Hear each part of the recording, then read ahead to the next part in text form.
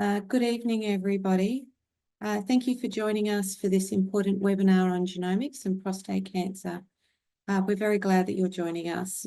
My name is Natasha Roberts. I'm a specialist nurse in Australia in Brisbane, Queensland, within the Metro North Health Service, and I look after prostate cancer patients. And I also have a research role within our health service. At the moment, I'm the chair of the Prostate Cancer SIG. As you all know, prostate cancer is one of the most common cancers worldwide, and it can be overwhelming to navigate through the wealth of information. Nurses are crucial to this. So today we're going to deep dive into the latest research, treatment options and advancements in genomics so you can leave with a clearer understanding of prostate cancer and how nurses play an important role. We have some incredible speakers with us today. We've got Liz Bancroft from the Marsden in London. We have Pim van Leeuwen from the Cancer Institute in Amsterdam, and Eric Bryers from EAUNwebinar from Belgium. I'll just hand over to Liz Bancroft. I'll do a more detailed introduction. So Liz is a nurse consultant in oncogenetics research at the Royal Marsden and at the Institute of Cancer Research. She also has a joint appointment as Chief Nurse of the North Thames Genomic Medicine Service Alliance, with over 20 years' experience in cancer genetics. She has a specific interest in the integration of genetics into the prostate cancer screening and treatment pathway. So thanks very much for that and for the introduction, and also for inviting me to this webinar today. It's my pleasure to be here, and I'm going to set the scene by talking about genomics and prostate cancer and some of the considerations specific to nurses. I've got no conflicts to declare. This audience will be very familiar with the background to prostate cancer. It's obviously the most common cancer in men in Europe. There's over 2 million people living with prostate cancer in the EU, and over 70,000 to 71,000 men died of prostate cancer in the EEA in 2020. There are really well-established risk factors for prostate cancer, age being the primary one. We know that it is a disease that affects men. 2/3 of cases affect men over the age of 70. In terms of ancestry, we know there are higher risk groups, with Black men at the highest risk. And we know that having a family history increases men's risk, and that risk increases with the closeness and the number of relatives who are affected. There are a number of established germline genetic factors, with rare variants in the BRCA1 and BRCA2 and other DNA repair genes being the ones that people here have probably heard the most about. There are also a number of common genetic variants from which we can calculate a polygenic risk score, which is getting a lot of attention in research, and you're going to be hearing a little bit more about that in the later presentations. So in terms of genetics and genomics, we tend to use these two terms interchangeably. But when we're talking about genomics, we're referring to the whole genome of the patient. When we're talking about genetics, we're talking about single genes, and usually within the context of hereditary conditions. There's very little genetics taught in most nurse training courses around the world, and so most nurses don't have a very good understanding of the basics of genetics. However, oncology is one of the areas of medicine that's most impacted by genomics, and so we're hearing more and more about it all the time. In terms of cancer genomics, we've got to think about the fact that we're often talking about two different genomes. We're talking about the germline, the genetic makeup of a person that they're born with. We call this the germline DNA and the variants within that. So these are present in every cell of the body. They're inherited, and they cause a high risk of cancer for those people who carry a variant. And these people who carry a rare variant are usually managed within clinical genetics. Then we've got to remember the second type of variants we think about are somatic variants. So these are the DNA changes that have occurred in the tumour to make that tumour evolve. These are not inherited, and these can inform on the sensitivity to therapy and prognosis of that cancer. So they really do inform that individualised management of the cancer. About 5 to 10% of all cancer is caused by an inherited rare variant. So whilst it's only a small number, if you apply that to your patient population, it is actually a significant proportion. And cancer susceptibility genes, or most of them, are autosomally dominantly inherited. And that means that the offspring of somebody with a rare variant has a 50-50 chance of also inheriting that variant. They're inherited by both men and women, but some of the cancers that we see are more common in one sex. So there's often the misconception that somebody with the breast cancer gene, that men can't carry that or pass it on to children, which isn't the case. BRCA2 is the most commonly known rare variant that's linked with prostate cancer. So men who carry a germline BRCA2 variant have about 4 to 5 times the risk of the general population of developing prostate cancer. But not only that, they tend to be diagnosed younger, they have higher grade disease and worse survival. If you look at men with metastatic prostate cancer, about 5% of them will have a BRCA2 variant, and BRCA2 in itself is an independent prognostic factor that's associated with poorer outcomes. With BRCA1, the data is a lot more variable. There seems to be a slightly increased risk of prostate cancer for men who are born with a BRCA1 mutation. And there's also increasing suggestions in the literature of predisposition to more aggressive disease in these men as well. You may also hear about men with Lynch syndrome who have prostate cancer, and Lynch syndrome is caused by a variant in one of the mismatch repair genes, and it tends to cause primarily colorectal, endometrial and ovarian cancers, but prostate cancer risk in these men with Lynch syndrome is also about 3 times that of the general population. Again, the data on this is variable depending on what reports you're reading, but there is a suggestion of more aggressive disease in men with Lynch syndrome as well. When we're talking about common genetic variants, there are about 450 single nucleotide polymorphisms. So these are just simple letter changes in the DNA that individually have a very small impact on risk of prostate cancer. But when used together, we can calculate a polygenic risk score that we can use to stratify men into different risk groups. And you can see from the chart there that those highlighted in red have inherited the most of these SNPs, as we call them, and would fall into a high risk that we may want to consider screening. And at the moment, this is all only being offered within research, but certainly in the UK, there's a lot of interest in how we can potentially use polygenic risk score to stratify people for all sorts of different diseases, but cancer primarily, to think about how we could target screening. And the Barcode1 study is a study that has used that approach, and you'll be hearing more about that in Dr. Van Leeuwen's presentation later. So the BRCA1 and BRCA2, the breast cancer 1 and breast cancer 2 genes are primarily linked with breast and ovarian cancer in women, but there is that risk of prostate cancer in men. With BRCA2, there's also a small risk of male breast cancer, pancreatic cancer, and melanoma. How does knowing genetic information help in terms of managing cancer risk? By identifying people, we can target those targeted therapies. We can do that very precisely, and also has implications for the wider family members. For women with BRCA mutations, for example, they can have risk-reducing surgery to take away their risk of breast and ovarian cancer. They can also be offered chemoprevention and intensive surveillance. It's also an opportunity to talk to our patients about modifying some of those lifestyle and non-genetic factors, because obviously it's not all genetic. So that can be a good segue to sort of talk about some of those factors with our patients. When we're offering people germline genetic testing, we need to think about what that means for the patient. And obviously, as treating clinicians, we're thinking about how that information is going to help us individualise the treatment plan, which is a real advantage. It also helps us accurately think about what future cancers that person may also be at risk of, and it helps to direct specific risk management. It will also help us identify other people in the family who may be at risk and offer the opportunity for screening and early intervention to prevent cancers or to detect them very early. And for those people who are family planning age, it means that there are certain options that they can consider in terms of thinking about preventing that variant being passed on to other future generations. But of course, this is quite a big burden on our patients. It has lifelong implications if they're found to have a variant. There's a lot of anxiety that goes with that, particularly for someone who's got a cancer and is being told that they may have a risk of other cancers as well. They carry that burden of the fact that if they carry a variant, then they could have passed that on to their children. They're worried about how they're going to disclose that to their family members.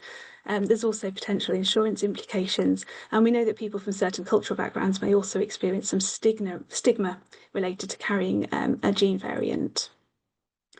A question that our patients often ask us when they've had a diagnosis is whether the fact they've also got a very strong family history of prostate cancer, does that mean that they're going to have a worse outcome? And there was a large study done in the UK that looked at this question in over 20,000 men who've been diagnosed since 1992. The main limitation of this was that it was men mainly of European ancestry. But for men with a diagnosis of prostate cancer, having a family history of prostate cancer as well was actually associated with a decreased risk in death from prostate cancer, which was very reassuring. And that association was greater in those that had more family members and closer family members with prostate cancer. And the conclusion from this is that awareness of the disease in the family was likely to account for this effect, that those men were coming forward sooner to discuss screening, or if they had symptoms that they were concerned about. So it really highlights the importance of this screening and awareness programs that are out there. One of the things we really struggle with is how good the data we have the genomic data that we have. So we know that Black men are at higher risk compared with other ethnic groups. They're also diagnosed younger, they have higher mortality, and we know that genetics is responsible for this, but most of the information we have on genetics is from white European populations. Black men are underrepresented in research, and my research team has a lot of research ongoing looking at how we can potentially change that and work with communities to overcome those barriers. In England, we've just had our 10-year health plan published in July 2025, and in that it mentions genomics over 100 times, and it's anticipated that over the next 5 years, genomic test rates will be doubling to 2 million per year, and that by 2035, genomics will play a role in more than half of health encounters. And really, this is really driving this narrative that we need to really progress predictive and preventative care to get better health outcomes. Nurses are increasingly going to see genomics in their routine clinical practice, and that's one of the messages I want to get across today. So just to summarise, how is genomics relevant to nurses? We're often the first point of contact. We're often the person that our patients will be raising concerns about family history to, or concerns about their children's risk based on their own cancer. It's also a way that we're also well placed to be able to identify where a family history may indicate a genetic predisposition and understand what testing could be offered to that family and what that might mean for their treatment and management.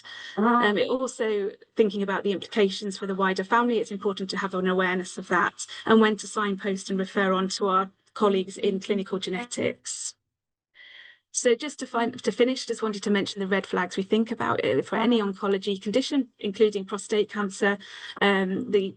If we see family members affected with the same cancer, lots of family members, lots of cancers on the same side of the family, particularly young age at diagnosis, particularly prostate cancer under 60, where it may affect the less common gender, where you see male breast cancer, for example, there's a high chance that that's going to be something genetic, and where we see bilateral or multiple cancers in our proband, if we see consanguinity in a family, which is where cousins are married in certain communities, that can be quite common.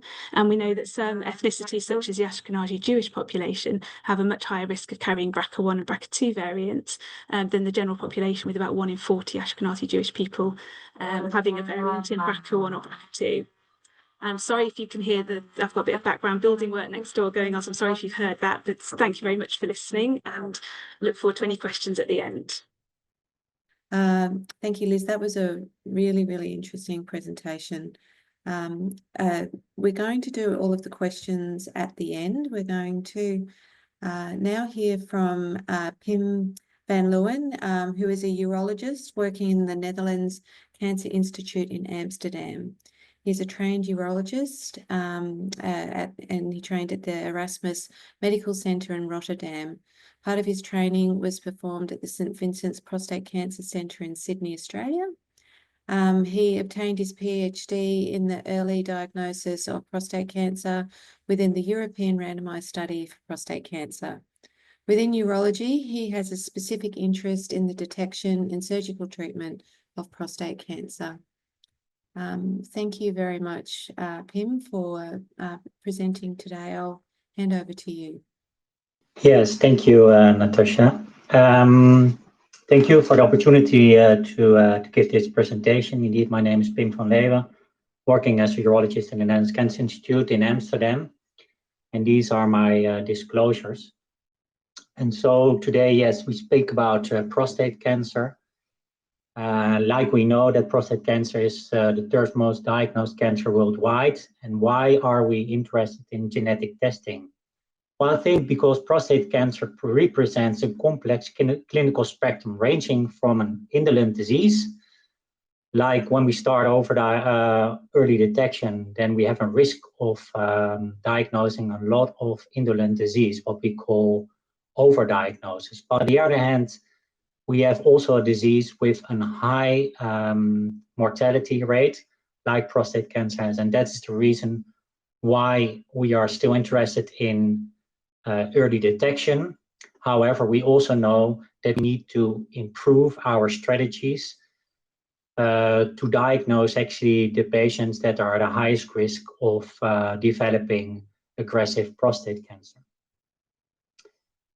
We have evidence from screening trials, like this example of the European randomized study of screening for prostate cancer. This is the part that we did in the Netherlands, where we randomized men between yes or no screening, and actually those men were only stratified by 2 risk factors. That means age and PSA. And when the PSA was elevated, then they were biopsied in this randomized trial, the screening arm and the control arm. And we followed those men over the last 20 years. And in the end, we showed that there was a clear difference in the diagnosis of metastatic disease in favor of screening, as well as in terms of the relative risk reduction in terms of mortality. I think to keep in mind that's really important that we only stratified these patients or this man actually based on age. And by now, maybe implementing more risk factors like genetic testing, maybe or hopefully we can only improve this difference, and especially the difference or the absolute risk reduction in prostate cancer mortality. So what we actually learned from those early detection trials, that traditional PSA testing followed by a biopsy trial is actually not the way to go. However, it also showed that we have level 1 evidence that this screening approach will result in a reduction in metastatic disease as well as prostate cancer mortality. However, why are those trials not, or actually this program not implemented? Because we also had a high rate of unnecessary biopsies, as well as a high rate of overdiagnosis and overtreatment. So what are actually the lessons learned from these trials? That one-fits-all approach is actually not the way to go. We need to go to risk-adapted, individualized screening programs, maybe to start with PSA, but then before doing a biopsy to come up with proper risk stratification. And maybe, or hopefully in future, we can also implement genetic testing in this risk stratification. And finally, and that's also why genetic testing is, I think, really important in the detection and early detection of prostate cancer, because when we focus on men with the highest risk, we will further increase the effectiveness of our early detection program. Well, as prostate cancer is partially heritable, genetic risk stratification is an appealing approach. Men with a positive family history of significant prostate cancer are at an increased risk of prostate cancer. And genetic predisposition to prostate cancer is associated with both rare pathogenetic mutations like the BRCA2 and other common variants.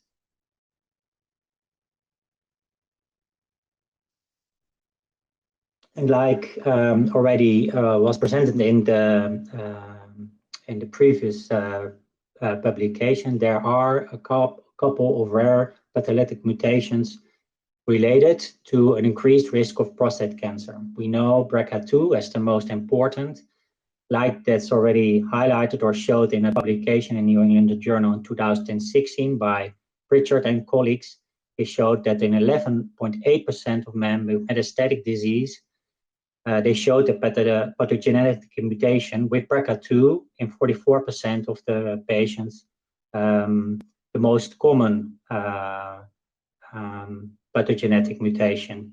However, we also need to realize that only in 4% of the patients diagnosed with localized prostate cancer, that these mutations were also found. So overall, in the general population, this mutation load is low, as well as still in the diagnosis of the men that are actually diagnosed with localized prostate cancer, also the mutation rate is still low.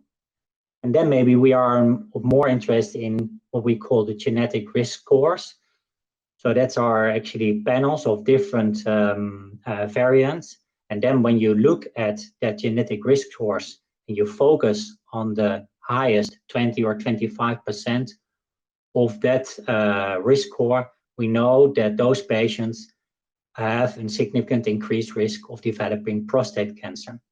And also very important, and was also highlighted in the previous publications, that patients with a BRCA2 mutation, as well as high genetic risk scores, are actually associated with worse outcomes in terms of treatment, as well as that they are more often diagnosed with aggressive prostate cancer. So who should we consider for genetic testing at primary diagnosis according to our guidelines? And I think to highlight today, the most important is the EAU guideline. Well, they recommend genetic testing with a weak recommendation in all men with metastatic prostate cancer, and a strong recommendation with men with castrate-resistant metastatic prostate cancer. And then, yes, there are some recommendations given in the different guidelines for patients diagnosed with localized prostate cancer.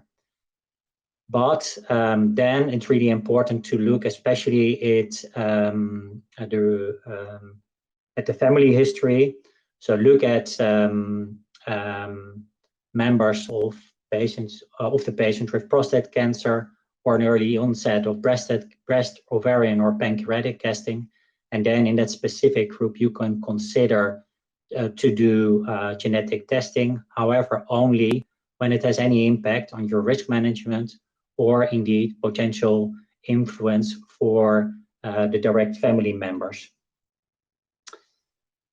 How do we use today genetic testing in the early detection programs? Well, early detection, how we do it, we consider all the men above the years of 50 with at least a life expectancy of more than 10 years to do PSA testing. When the PSA is positive, we invite them for further screening, and then we do a risk assessment followed by when the risk is increased by an MR. And when the MR is positive, we do prostate biopsies. According to the EAU, you can start your PSA testing from the age of 45 in men with a positive family history for prostate cancer. And then, very important, they also give a recommendation for patients, or for men actually with a known BRCA2 mutation, to start from the age of 40 years.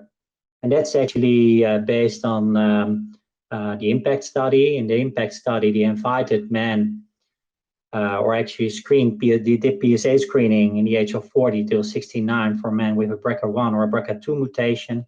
And they showed that men with a BRCA2 mutation were actually diagnosed 2.5 more often with prostate cancer. And then also important, they were more often or were more likely to have aggressive prostate cancer. This was actually not shown for men with the BRCA1 mutation. And then finally, and it's a really nice publication from earlier this year, the results of the barcode study presented in the New England Journal of Medicine, where they actually looked at the outcomes of screening based on a genetic risk score in a large population in England.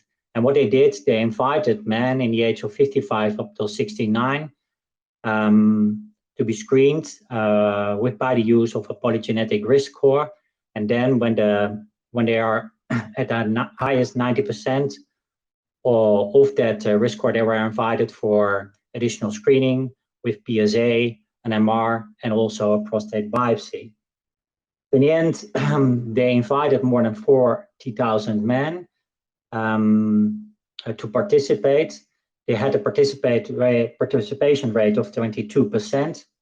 In the end, more than 6,000 men were actually tested with that polygenetic risk score. And based on that polygenetic risk score, 11% of men were invited to go under further screening. So in other words, 11% of men had indeed an increased polygenetic risk score. Of that men, 468 men underwent MR and a prostate biopsies.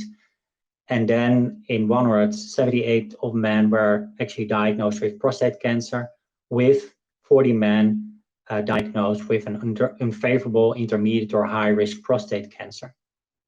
And looking at the results, which were, of course, very interesting, they indeed showed that there were more likely to diagnose men with significant prostate cancer, and they were actually able to diagnose more often men with a significant prostate cancer compared to normal PSA and MR strategies. However, when we only use a polygenetic risk score, like they did in this study, we also know, and that's actually in the green area, that then we still have a high rate of overdiagnosis, diagnosing men with Gleason 6 prostate cancer.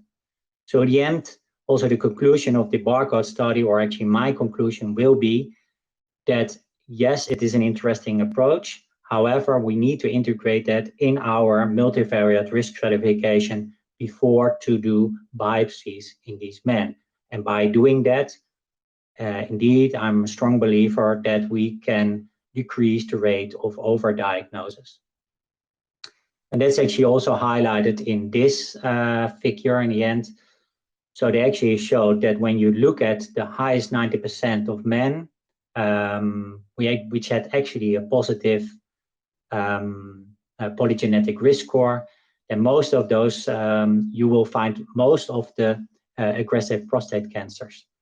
However, not all the aggressive prostate cancers. And then interestingly is that the other aggressive prostate cancers you will find based on the, for example, the family history. So in the end, when you include in your multivariate risk stratification family history as a positive family history, as well as the polygenetic risk score, then you will be able to diagnose, to get actually a better balance between the diagnosis of more aggressive prostate cancers and reduce your overdiagnosis of indolent prostate cancer.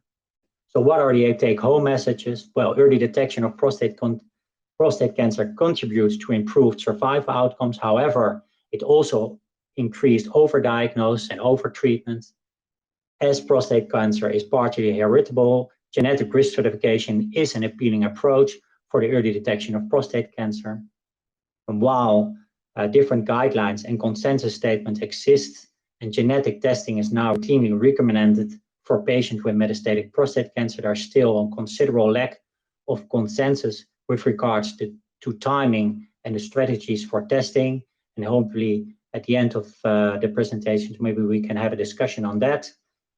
And then I think also most important is that we need to get more prospective studies, how we, for example, especially the polygenetic risk scores, can integrate in our early detection strategies. So thank you for your attention, and then I will give the presentation back. That was really, really interesting presentation. I look forward to having more of a discussion at the end. I'm going to now hand over to Eric Breers. Eric holds a doctorate in science chemistry from the University of Leuven in Belgium. Since his promotion in 1979, he's been involved in laboratory medicine. He founded the 1982 diagnostic company Eco Biodiagnostics, and served as its CEO until 1990. In this function, he developed a diagnostic test for the detection of Aspergillus antigens, and with a fast assay allowing the potential curative treatment of patients with disseminated Aspergillus deadly disease. The test has been approved by the FDA. He has been a guest lecturer for the subject Applied Immunology within the Master's Study Program of Biochemical Engineering at the University of Leuven from 2009 to 2016. Eric Breers was the Executive Director of the European Cancer Coalition from 2012 to 2013 and Interim Executive Director of EPPOSI, and he's an active member of the European Medicines Agency at the Patient and Consumer Working Party, and later appointed to the EU Commission as an alternate panel patient member of the Committee on Advanced Therapies. He is the board He's a board member and chairman of Europa UOMO. And he's a member of the guidelines panel on the treatment of prostate cancer of the European Association of EAU. I'll hand over to Eric now. Okay, so thank you for inviting me to give you a patient perspective, but I will not only talk about genetic testing, but also what's done with it. So I am the chair of Europa UOMO. We are the European Prostate Cancer Coalition of patient organization, patients with prostate cancer. By conflict of interest, I have nothing to declare, but I would like to start in just telling you what do patients in fact want, because that focuses our attention now. If you have a disease, serious or not, you want a cure for your disease. And in cancer, that's very often not possible. And if that's not possible, we want to have a good control over the progression of our disease, which will be done with medicines. And we want that to still give us a good quality of life, which means benefits high, side effects low. Although in prostate cancer, the side effects can be major. But then again, we know that we cannot have our old life back. Even if we had a curative treatment, like surgery, radiation therapy, we will not get our old life back. And we want quality in the end of life. In summary, we could say we want optimal quality of life. Everyone wants that. And if you look at optimal, well, the most optimal is to stay alive without disease, so cure.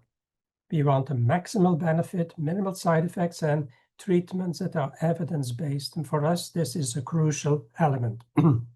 On new treatments, we want to have access to the treatments, want them to be available and affordable. And these are three very, sometimes difficult conditions to have. Okay, now I would like to not only speak about the genetic treatments, but also about things that we know, and we will come then to the genetic testing and treatments, which is, first of all, personalized care, because we sometimes confuse things. Now, in personalized care, you all as nurses, nurse specialists in prostate cancer, that's really what you do. You give us patients personalized care. You treat us with dignity and respect, and you involve us in the decisions on what we like and not. And personalized care has also sometimes but a bit strange things, like you have a patient in the ward who is a vegan. Well, personalized care means that you are not just taking off the sausages off his plate and then giving him the plate as being something that should be vegan, because it's not. You will take care of the patient and make sure that he has this personalized touch. Then we have personalized treatment. Treatment is something else than just care. If we want to treat a patient with a medicine, we have medicines that have been tested clinically on a very special group of patients from the very big group of, if we take metastatic prostate cancer, thousands and thousands of patients have metastatic prostate cancer. We do trials on hundreds of them, selected carefully. And we know all about them, where we know little about the effects on what we call the wild type patients. So what do we have then as a result? We have a small population for which we know what the pill once a day, twice a day, 3 times a day, so many milligrams of pill, what they do. We know the overall survival. We know the time to progression. But what happens if we give this to real patients who may have kidney failure, can be diabetic, obese, or a combination of these? At the start, we have no idea how they will do under this same idealistic treatment. So for this, we need real-world data. There's one exception where we do some personalization of the treatment. That is in chemotherapy. In chemotherapy, we can adjust the dose before it is infused. And we do that based on something like the weight and the height of the patient. So we do some level of personalization to the patient, but that is not the same as personalizing to kidney failure or to diabetes. That is a higher level, that is more difficult to do, but you do it. Now go to precision medicine. You see, this is another term. Precision medicine was also used by Dr. Bancroft. So this is using genetic characteristics to guide treatments. And you must remember, precision treatment is not the same as personalized, because again, we are not going to adapt this treatment on other more general features like liver disease, kidney failure, or other patient preferences. Here we go to genetic characteristics. This is another representation of screening for prostate cancer. And I'm not going to repeat what Professor van Leeuwen explained to you, but this is filled with risk assessment after risk assessment. And you see the first risk assessment happens before the first PSA is measured. It is looking at family history, looking at genetic factors if they are known, ethnic factors. All of these are buried in our genome. So we use this without strictly analyzing the genome of a patient. And we use that as a risk assessment to say, this man should start at 40, this at 45, and the others at 50, which will then be followed later on by other risk assessments based on other factors. Now, if we want to know if knowing if these genetic discrepancies, mutants, have an influence on overall survival, here you see in black, this is a general population without a BRCA mutation, and red is the BRCA mutation. You know how to read these graphs, and you can see that the median survival control is 8.5 years for the control group, the black, and 4.8 years for those who have a BRCA2 mutation. You see that there is quite a difference, 8.5 years to 4.8 years. But you can also see that the black group, the control group, there are patients who survive more than 25 years, so that is very low. Now, why would we do it? And this is a repetition because you already heard that 8 to 10% of patients with metastatic prostate cancer have a germline DNA repair mutation, they have a BRCA mutation, they have something. And these factors are prognostic. I showed you a BRCA2 gives you worse prognosis. And it's also predictive for treatments with PARP inhibitors. We will see one because there's also something to talk about. It also informs to refer patients for cascade testing of family members. This is not something that the urologist does. In general, that's done by specialized doctors in genetic centers. And the same for screening for secondary malignancies. That's again something that is not to be done by the urologist. The WHO, well, as is mentioned in the EAU guidelines, patients with metastatic prostate cancer should have genetic testing. And this is regardless of family history. Once they have a metastasis, they should have genetic testing. And this is when, well, at the onset of metastatic disease, of course, being hormone sensitive or castration resistant, that doesn't matter. How? Well, that is for the geneticist and the laboratory to decide, but we have to look at some of these important factors that contribute to bad prognosis of patients. What's also important, we should look for factors, for genetic mutants, for which we can treat or help the patient. It's not enough to just know, oh, he has this, so he'll have a bad prognosis, but we can't do nothing about it. Then you have to question yourself if it's ethically okay to inform the patient that he has something you can't help him with and that's bad for him. That's up to you. Now, just illustration of these things. This is the PROPEL study.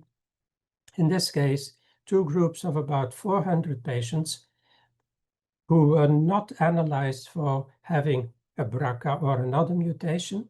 They were treated, one group with olaparib, PARP inhibitor, with abiraterone and ADT, and the other group got a placebo. And you can see the difference. So the overall time to progression, radiological progression, for the group who got olaparib was 25 months, and for the group who got placebo was 17 months. So there is a difference, and it is significant. But after the trial, they unblinded the knowledge of the genetics, and they found there were 38 plus 47 patients who had a BRCA mutation. This is about 10% of the 800. So this is a percentage that you've heard already. And if they then compare the results for these 2 groups, and they saw that those who were in the placebo group, because they didn't know in advance whether or not, they saw that they had 8.4 months overall before they would progress, which is much shorter than in the group. And for those who had olaparib and the BRCA mutation, they did not reach, at 28 months, they did not reach the 50% point. So this is clearly that shows you 1 to 2 things. One is that we have exposed in this trial 800 patients, of these 400 to a treatment with olaparib, knowing or not knowing that only 38 of these would benefit. And that are those that are displayed in this graph, the ones who got, 47, sorry, the ones who got olaparib and had a BRCA mutation. And this was spending an awful lot of money because PARP inhibitors are not cheap. And this is the other reason. What we see here is toxicities when you use PARP inhibitors on top of ARPI and on top of androgen deprivation therapy. If you take the first line, then you see that the toxicities from the combination olaparib, talazoparib with enza and niraparib with abi, you see that almost half of the patients had to stop using the PARP inhibitor because of the toxicities. And the last line, 18 to 39% of the patients needed blood transfusions because of the toxicities, and this is specific for the PARP inhibitors. So there are 2 reasons not to expose big groups of patients without knowing if their genetic analysis shows the BRCA, for instance, because you are exposing them to serious toxicities, both financially and clinical. Okay, so these were castration resistant. If you would do the same for metastatic, hormone-sensitive prostate cancer, so we go a step earlier in the development of the prostate cancer, then we get similar results. We see that giving them niraparib plus abiraterone, that they do much better than those who have placebo plus plus abiraterone. And this is again the time to progression. So they do better. And they do also better if you look at overall survival. But in this case, it's remarkable that it lasts up to 30 months. These curves are running together. It's only after 30 months that you can see a separation between the patients in blue who got the placebo, and in red, those who got niraparib. So we see also here clearly there is a survival benefit, but it takes time for the survival benefit to show itself. And this, ladies and gentlemen, this is the genome of a prostate cancer cell, just as an illustration how bad things can go. And what you see here are the major issues, crossovers, etc. What you don't see is mutations in a gene. And that's what we have been talking about. That is much less spectacular than this, but has gigantic effects. And with this, I thank you for your attention. Thank you so much, Eric. I really enjoyed your presentation, and thank you for bringing in some of the findings from Amplitude and the other studies. I think we've got time for some questions. If anyone would like to add questions into the webinar chat. Just while people do that, I might get a discussion going. One thing that I was reflecting on during the presentations is the role of family, and certainly we routinely, as part of our education, encourage those that are diagnosed with prostate cancer to let male family members know, because there is that increased risk if someone is diagnosed that a family member may develop prostate cancer. And what can come from that is we will then see family members coming in and also being diagnosed. And that can create a form of peer support. But it can also mean that men will lean on each other when making treatment decisions as well. And I was just wondering, Eric, if you'd mind commenting on that, what we can do as health professionals to ensure that people are making the treatment decision that best suits them. Well, it is not, from our perspective, it's not really different from other treatment decisions. There's only the element that there is an indication from the genome of the patient, so a gene or something that they can identify and explain that this has an effect on their prognosis, but also because for us it's important that you should discuss this if you can use it. So if a PARP inhibitor is possible, then you can use it and explain and say, but now we can add a PARP inhibitor, for instance, to the treatment that you already got, because these treatments are very tough. We shouldn't forget, I know you don't forget, but as patients, we sometimes forget that ADT is still there. PARP inhibitors are still there. And on top of that, we are going to put a PARP inhibitor. And they all have side effects. And the side effects accumulate. They are not taking one for the other. So it's important to discuss with the patient. And as I showed, the level of side effects that may cause patients to stop accepting the treatment is very high. It's up to 60%. So it's something that absolutely needs to be discussed so that patients know what's coming up for them. Thank you. And so I guess that information is very important. Pim, did you want to add something to that? No. So maybe I was maybe to add a question when that's possible, because you was talking about family history, and maybe a question for Liz is, so what's actually your definition of a positive family history for prostate cancer? And then maybe the second question is, so what's actually a positive family history when you would consider or advise to do genetic testing in patients that are recently diagnosed with prostate cancer? Thanks. Yes, in the UK, we have the UK Genomic Test Directory, which outlines the criteria for testing for all genetic conditions. So for prostate cancer, it would be any man diagnosed under 50 or diagnosed under 60 with metastatic disease. If they're of Ashkenazi Jewish ancestry or from the Shetland Isles, there's a little founder mutation up there as well, then they would meet the criteria.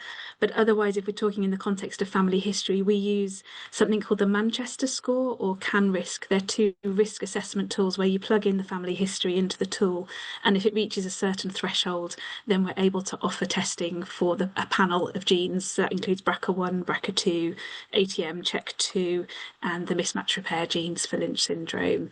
And so every patient that meets any of those criteria, so whether it's just a single case diagnosed under 50 or metastatic under 60 or with a family history, they all have the full prostate cancer panel test done. Thanks, Liz. We've got some questions about that as well. Editor asked how many patients with prostate cancer are routinely tested for BRCA1, 2. Did you want to speak specifically to that test? So in the UK, yeah, it would be all the patients that meet those criteria that are offered routine testing. And we've got an initiative called Mainstreaming, where now the testing is being done by the oncologists. With slow training process, but generally it's at most big centres now it's being done by the oncologists, or the CNSs are doing the counselling, getting the sample taken, and then the results are being managed in collaboration with the clinical genetics unit. And that's really the direction of travel in the UK, that more and more is managed in oncology services for breast, ovarian, colorectal, prostate cancer, and only the cases referred to clinical genetics where variants are detected and they need that specialist input.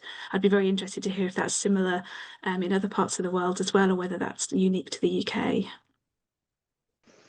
No, so I think overall, yeah, we have a quite similar approach. So indeed, in patients with metastatic disease, we offer testing, especially when you are diagnosed at a younger age.